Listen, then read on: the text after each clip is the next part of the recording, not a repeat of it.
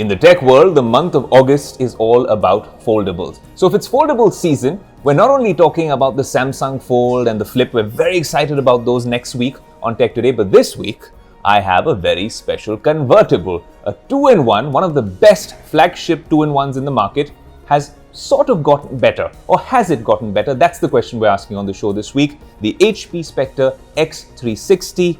Is this convertible enough to convert all the Apple MacBook fanboys? Well, that's what we're going to find out.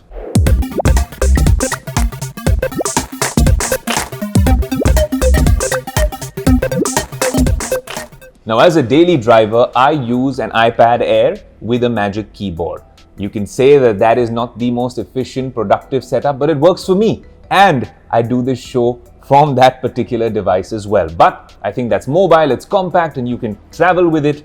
For a lot of people, this is a very fascinating form factor. A convertible 2-in-1 laptop, you can place it in 4 different ways, this being one obviously. If you're writing, then you can always go pull flat, and it comes with this pen. You can do all sorts of drawing and jotting notes. Then when you want to go into laptop phase is when you turn it around like this and it becomes an ordinary laptop as well. You have other permutations and combinations, but you get the drift.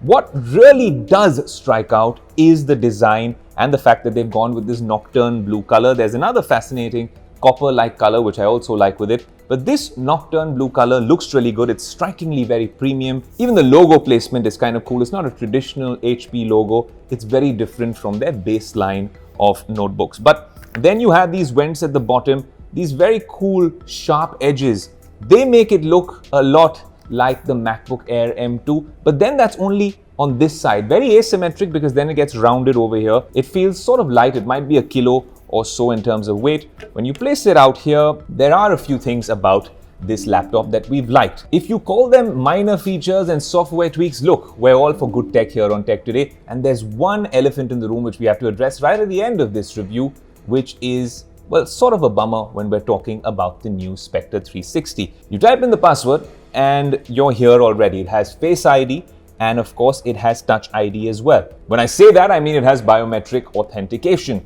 But then there are a few features about this laptop that make it very interesting, and a lot of that action is happening here at the top with the camera. The camera becomes a big selling point with this laptop and a lot of other laptops in this price category, even the MacBook.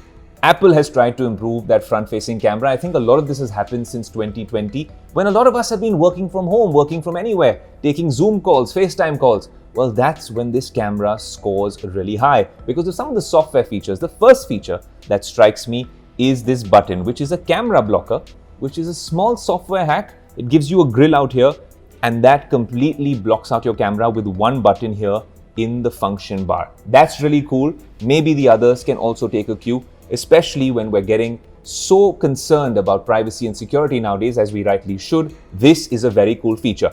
Turn the camera back on, and the minute the camera is on, it obviously has face tracking. It has a lot of AI tools which make it kind of interesting. But then you have HP's enhanced lighting. The minute you launch this app, the entire interface changes. As you can see, I will have a ring light installed on the screen and there's no extra hardware needed. Again, hats off to the guys at HP. They are working on software. What can you do with this light? You can change the field of view. You can change the color that it emits, which I think is kind of cool. And then the intensity can be reduced.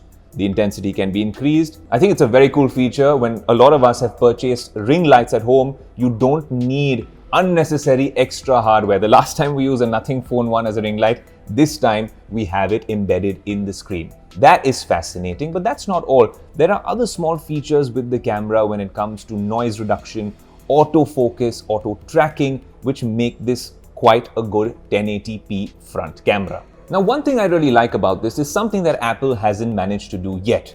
Apple has a fantastic iPad in its ecosystem, and then it has a fantastic MacBook. The thing is, a MacBook has no touchscreen, and an iPad doesn't always work like a laptop for a lot of you. That's where these convertible laptops come in, because they come in with advanced specs. For instance, this has a 12th generation Intel Core i7 1255U It comes in 8, 16 or 32 gigs of RAM options, 512 GB, 1 terabyte or 2 terabytes SSD, and the display gets bright enough when you want it to. The cool part is that this is still a touchscreen. A lot like the Surface laptops that we've had on the show in the past, the touchscreen is there for all of us to use and all of us to see.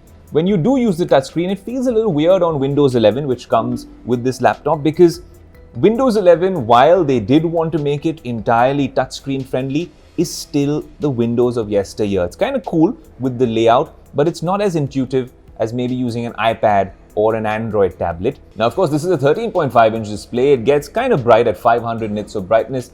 And when things aren't working out for you, given that this is a convertible, you can use this as a touchscreen tablet. Now, when you're using the touch, you will obviously want to use this pen, which can be magnetically charged. You can clamp it on a lot like an iPad to the corner. It's all right. It's nothing like an Apple Pencil, but I think it gets the job done. If you're an illustrator or someone who's doing this professionally, maybe you'd want a slightly more professional sort of a setup. But if you're taking notes and doing just fun drawings on it, I think.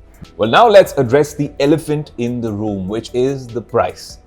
This is a premium laptop by any degree, but premium does not come for cheap. If you want to use this as a tablet, you want to use this as a laptop, you want this 13.5-inch vibrant display, it comes at a price that starts at 1,29,000 rupees. Now that is a lot of money for a laptop, and it becomes a lot more money when you're comparing it to the ultimate OG in this space, if you're okay with that software, which is the MacBook Air M2. Something we had on the show a couple of weeks ago, first on Tech Today, and we told you what it is capable of. That is a monster of a device, and it's nearly 1,20,000 rupees. There's a lot of schemes in the market which would make that a lot more affordable. Even the MacBook Air M1 is in a league of its own when it comes to processing and computing power. This, with the 12th gen Intel chipset, does a fairly decent job if you're using it for basic things, but you're going to spend a lot of money, and at 1,20,000, 1,30,000, anything above 1,20,000 rupees, you would want an absolute monster. Well, let me sum it up for you. If you're on the market for a laptop and a tablet, or a 2-in-1, and you're okay with Windows, then this is one of the top premium offerings. A lot like the top-end Microsoft Surface laptops. But if this is not your thing and you want to spend anything upwards of 1,20,000, remember, you are getting into the MacBook Air M2 range, and that is an absolute beast of a machine. The choice is all yours. If you like the video, do like, comment, share and subscribe.